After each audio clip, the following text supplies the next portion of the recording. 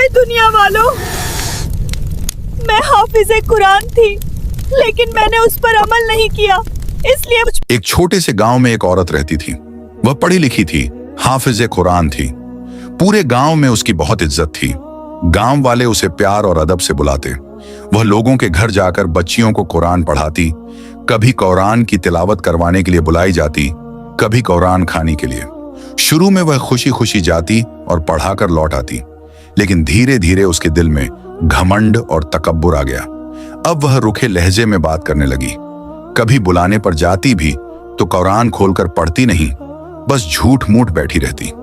कोई पूछता तो कह देती, मैं पढ़ रही हूं। इल्म था लेकिन अमल नहीं था। एक दिन उसका इंतकाल हो गया। जनाजा उठा, कब्रिस्तान पहुंचा और उसे दफन कर दिया गया। लोग लौट गए।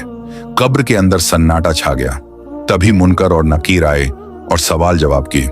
सवालों के बाद फरिश्तों ने कहा, तुम पर सख्त अजाब दिया जाएगा। ये सुनते ही वह औरत तड़पने लगी, चीख कर बोली, या अल्लाह, मुझ पर यह अजाब क्यों? मैं तो हाफिज़े कुरान थी। फरिश्तों ने जवाब दिया, तूने कुरान तो पढ़ा लेकिन उस पर अमल नहीं किया।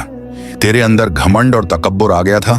तूने लोगों के दिल दुखाए, इसी वजह से तुझ पर अजाब आ रहा है।